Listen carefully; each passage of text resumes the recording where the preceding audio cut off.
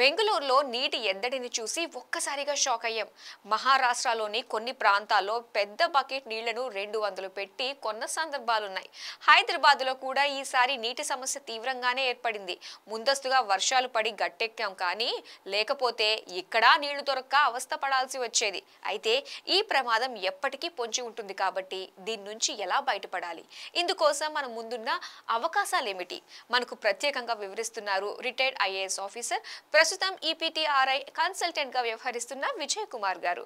మరి real estate గురు king Johnson Koyyada గారికి ఆయన ఇచ్చిన ఇంటర్వ్యూలో చెప్పిన ఆసక్తికరమైన విశేషాలేంటో ఒకసారి చూసేద్దాం.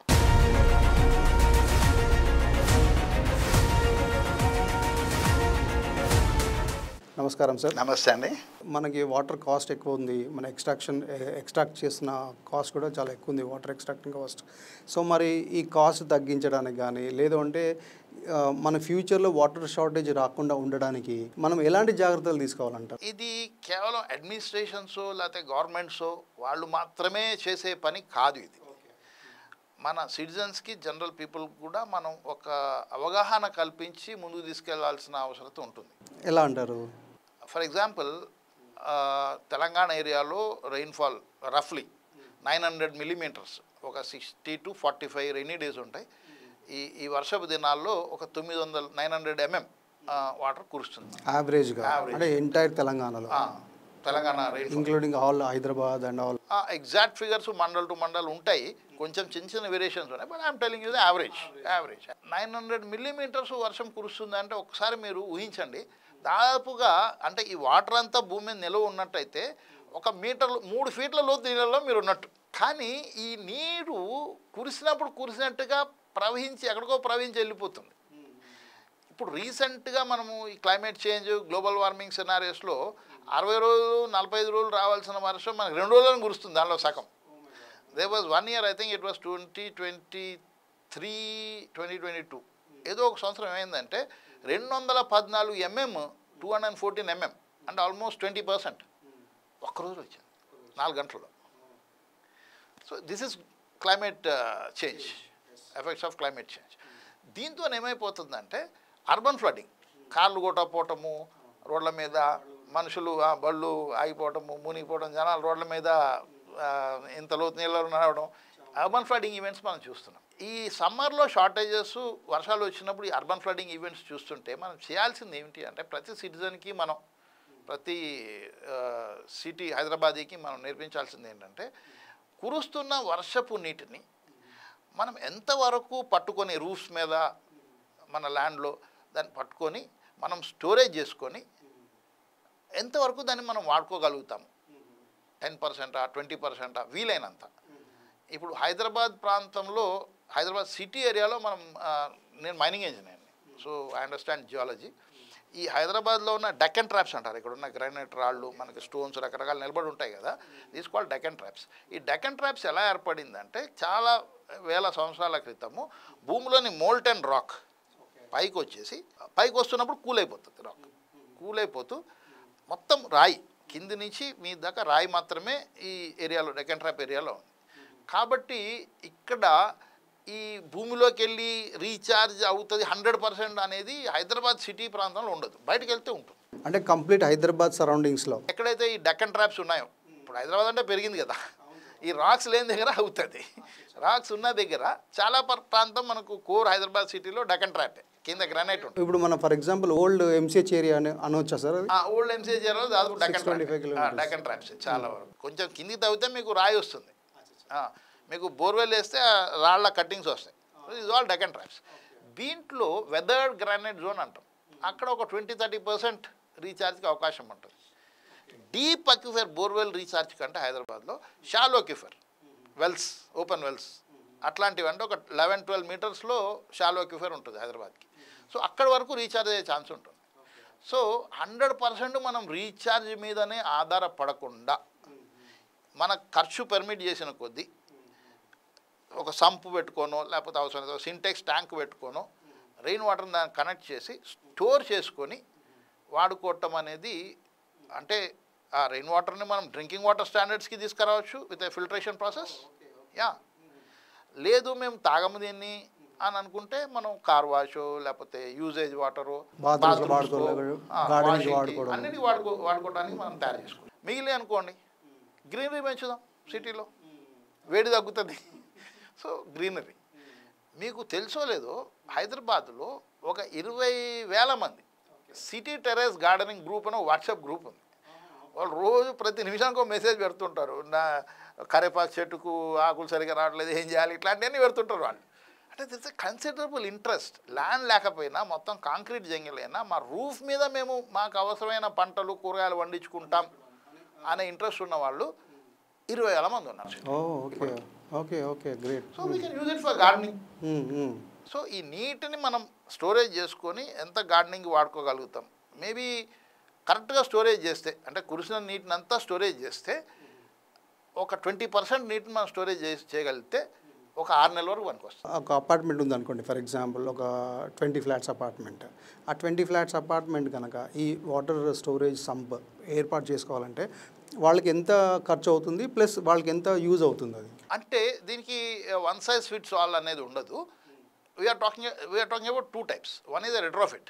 ఆల్రెడీ వాళ్ళు కట్టేసుకున్నారు అపార్ట్మెంట్స్, కానీ వాళ్ళకి రూఫ్స్ ఉన్నాయి, వర్షం పడుతుంది, స్టోర్ చేసుకోవాలి. It's retrofit. ప్లేస్ ఉన్నట్టుగా బడ్జెట్ ఉండి ప్లేస్ ఉంటే వాళ్ళు కాంక్రీట్ సంప్ ఒకటి తయారు చేసుకోవచ్చు, కొంత ఖర్చుతో కూడుకున్న పని. లేదు అంత ఖర్చు మేము పెట్టలేము, నెంబర్ 1. నెంబర్ 2 మాకు అంత ప్లేస్ లేదు. సో ఒక small Sintex tank 5,000 litre 2,000 litre అట్లాంటి ట్యాంక్స్ కూడా connect 1 by 1 connect inter connect చేసి ఆ స్టోరేజ్ క్రియేట్ చేసుకోవచ్చు. That will not cost much. ఇప్పుడు ఈ సంవత్సరం 2 సింటెక్స్ ట్యాంకులు పెట్టా, 5,000 5,000 10,000. బట్ చాలా వర్షం వస్తుంది, నెక్స్ట్ సీజన్ ఇంకో 2 పెట్టుకుంటాం బడ్జెట్కి అనుగుణంగా. So you can keep on increasing it. So there are retrofit solutions which are not very costly. ఇది కాస్ట్ సమస్య కాదు ఇక్కడ, అవేర్నెస్ ఒకటి ప్లస్ ఒక కాన్షియస్నెస్. నీటిని మనం వాడుకోకపోతే ఫ్యూచర్లో ఏం సమస్యలు వస్తాయి అనే అవగాహన సిటిజన్స్లో వచ్చినప్పుడు డెఫినెట్లీ దిస్ విల్ హ్యాపెన్. ఇప్పుడు మీరు అన్నారు 6 months వరకు వాడుకోవచ్చు అని. ఒక్కసారి అసలు రెయిన్ వాటర్ స్టోరేజ్ వల్ల ఎలాంటి బెనిఫిట్స్ ఉంటాయి? రెయిన్ వాటర్ని మనం 1 year దాకా కూడా వాడవచ్చు, దాంట్లో పాడేదేం ఉండదు. అంటే మనము ముందే దేనికి వాడదాం ఇది అని అనుకుంటే ఆ స్థాయి ఫిల్టరేషన్ చేస్తాం. ఇప్పుడు యాక్టివ్ కార్బన్, బయోచార్, తర్వాత 40 mm aggregate, 20 mm aggregate, sand, ఈ కాలమ్స్ చేసి ఫిల్టరేషన్ చేసామనుకోండి, దీంట్లో పార్టికల్స్ రాకుండా ప్యూర్గా మీకు RO క్వాలిటీ, దాదాపు RO క్వాలిటీ వాటర్ మీకు వచ్చేస్తుంది. అది స్టోర్ చేసిన సంపులో మనకి సన్లైట్ పడకూడదు. సన్లైట్ పడితే ఏమవుతుందంటే మళ్ళీ మైక్రో ఆల్గే ఇవన్నీ పెరుగుతాయి. సో కంప్లీట్ మన సెల్లార్లో పెట్టుకుంటే బెస్ట్. తాగే పాయింట్లో మీరు ఎక్వాగార్డ్ యాడ్ చేసుకోండి, యూవీ ఫిల్టర్ యాడ్ చేసుకోండి, ultraviolet. You can keep using it. సంవత్సరం వాడుకోవచ్చు, 2 సంవత్సరాలు వాడుకోవచ్చు, మీ ఓపిక. ఖరాబ్ అయ్యేది ఏముండదు దీంట్లో. నేను 6 నెలలు అని ఎట్లా చెప్పిందంటే ఆ క్వాంటిటీ మీకు యూసేజ్ వాటర్కి ఒక 6 నెలల దాకా వస్తుంది. ఒక 20,000 లీటర్లు పెట్టుకున్నారు మీరు. 20,000 లీటర్లు పెట్టినప్పుడు ఏమైంది, 60 రోజులు వర్షాలు పడుతున్నాయి కదా, 20,000 అనేది ఒక 2-3 సార్లు సర్క్యులేట్ అవుతుంది. సో 3 నెలలు 4 నెలలు 5 నెలలు వస్తుంది మనం వాడుతున్న క్రమాన్ని బట్టి. ఫర్ ఎగ్జాంపుల్ సార్, ఇప్పుడు మీకు తెలుసు సార్ హైదరాబాద్లో గేటెడ్ కమ్యూనిటీస్ చాలా ఎక్కువైపోయాయి. ఫర్ ఎగ్జాంపుల్ ఒక 500 ఫ్లాట్స్ ఉన్న గేటెడ్ కమ్యూనిటీలో ఒక హై రైజ్ బిల్డింగ్, ఒక 10 floors, 12 floors, 15 floors, ఆ బిల్డింగ్లో ఒక 500 ఫ్లాట్లు ఉన్న గేటెడ్ కమ్యూనిటీలో ఈ రెయిన్ వాటర్ స్టోరేజ్ ఇచ్చేస్తే సుమారు ఎంత ఖర్చు అవుతుంది టెంటేటివ్గా, అండ్ దాని యూసేజ్ ఎంతవరకు ఉంటుంది? సింటెక్స్ ట్యాంకులు రిట్రోఫిట్ చేస్తే సింటెక్స్ ట్యాంక్ మీకు ఇప్పుడు 1 లీటర్కి 4 రూపాయలు 5 రూపాయలు ఉంది. 5,000 లీటర్లు అంటే 20,000 రూపాయలు ట్యాంక్ అవుతుంది. సో అట్లా మీరు ఒక 5 సింటెక్స్ ట్యాంకులు పెట్టారు, 1,00,000 లీటర్లో వస్తాయి. సో 1,00,000 రూపాయలు కాస్ట్ వస్తుంది. లేదు మాకు స్పేస్ ఉంది, మాకు బడ్జెట్ ఉంది, మా మెయింటెనెన్స్ బడ్జెట్ ఉంది, we want to do a new sump అంటే 1 time 50,000 దాకా వనుకొచ్చే 1 time సంప్ కన్స్ట్రక్షన్ చేస్తారు, ఆర్సీసీ కన్స్ట్రక్షన్ చేసుకోవచ్చు. అంటే అది అంటే ఎన్ని లీటర్స్కి మనం పెడితే బాగుంటుంది మీ ఐడియా? రఫ్గా వాళ్ళ రూఫ్ ఏరియా క్యాల్కులేట్ చేసి దాంట్లో ఒక 20% స్టోరేజ్ ఏం చేస్తే అది సీజన్లో ఒక 2 సార్లు 3 సార్లు నిండుతుంది. సో ఎంత ప్రతి చుక్కాని స్టోర్ చేసే అంత ఉండదు ఎవరికి, కాస్ట్ పెరుగుతుంది. But if you aim at storing 20%, that's a great help. ఉదాహరణకి ఈపీటీఆర్ ఇవాళ కొలిచాం మేము, మాకు ఒక 1,300 స్క్వేర్ మీటర్స్ రూఫ్ ఒకటి ఉంది. ఆ 1,300 స్క్వేర్ మీటర్స్ రూఫ్లో ఈ 900 mm అండ్ ఒక కోఎఫిషియంట్ 0.85 అంటే వేస్టేజ్ ఒక 15% పోతుంది అనుకుంటే దాదాపుగా ఒక సీజన్లో 10 లక్షల లీటర్లు వస్తున్నాయి మాకు. 10 లక్షల లీటర్లు 10 లక్షల లీటర్లు స్టోర్ చేసేంత స్టోరేజ్ నేను క్రియేట్ చేయలేను. I aim for at least first ఒక 20,000, నెక్స్ట్ ఇంకో 20,000, ఒక 40,000 లీటర్లు, ఒక ఏడాది 2 ఏళ్ళ తర్వాత మళ్ళీ బడ్జెట్ పెరిగితే ఇంకొక 40,000 లీటర్లు. I aim for 1 litre 10%. Institutional కాబట్టి. లేదు రెసిడెంట్స్ ఉన్నారు 500 ఫ్లాట్స్ అంటే దే కెన్ ఎయిమ్ ఫర్ 20%. అలాగే ప్రోగ్రెసివ్గా ఒక సంవత్సరం కొంత చేసాం, ఇంకో సంవత్సరం కొంత చేసాం. సో మీరు ఈపీటీఆర్ఐ తరఫున ఈ rain water storage tanks build up చేయడానికి మీరేమైనా సర్వీసెస్ ఇస్తారా? మెటీరియల్ బయట దొరుకుతుంది హార్డ్వేర్ స్టోర్స్లో. దాంట్లో మనం ఈ మెటీరియల్ వాడుకోండి మీకు తక్కువ కాస్ట్లో ఎక్కువ మనీకి వచ్చేది అది చెప్పగలుగుతాం, అడ్వైస్ చేయగలుగుతాము. కానీ మేము చేయగలిగింది ఇంకోటి ఏంటంటే ఆ సైట్ ఎవరైనా పిలిస్తే మేము కొన్ని ఎన్జిఓస్ని వాళ్ళని ఏర్పాటు చేసుకుంటున్నాం దీనికోసం ఫిజికల్గా వర్క్ చేయడానికి. ఒక 10 రోజుల క్రితం మేము ఒక 300-350 మంది ప్లంబర్స్ని పిలిచి ట్రైనింగ్ ఇచ్చాం.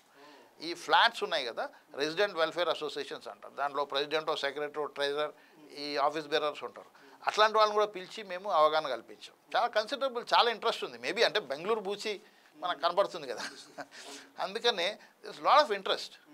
ఒక టీచర్ అమ్మ వచ్చింది, అమ్మ మేము ప్లంబర్లు కదా పిలిచాము, టీచర్ అమ్మ నువ్వెందుకు వచ్చావంటే, సార్ నా పిల్లోడు కొడుకు ఇప్పుడు స్కూల్కి పోతున్నాడు, 5 years old 6 years old, వాడికి పెళ్ళి చేసి ఒక అపార్ట్మెంట్ అంటే 5 కోట్లు 10 కోట్లు 15 కోట్లు పెట్టి మేము కొనిస్తాం, నీళ్ళు ఎక్కడి నుంచి తేవాలి సార్? కాబట్టి మనం దీన్ని మరికొంత ఈ ఐటమ్ని మనము కాన్వర్జేషన్, పీపుల్స్ కాన్వర్జేషన్లో పెట్టి ఒక డిస్కషన్, ఒక సోషల్ గ్రూప్స్, దాంట్లో మనం ఇష్యూని లైవ్గా ఉంచగలిగితే చాలా వరకు పని జరుగుతుంది. People are already aware. So ఇప్పుడు ఆల్మోస్ట్ ఇప్పుడు మనం సీజన్కి వర్షాలు పడతాయని మనం వెయిట్ చేస్తున్నాం. ఇప్పుడు ఆల్మోస్ట్ త్వరగా వస్తున్నాయి ఋతుపవనాలు సరే.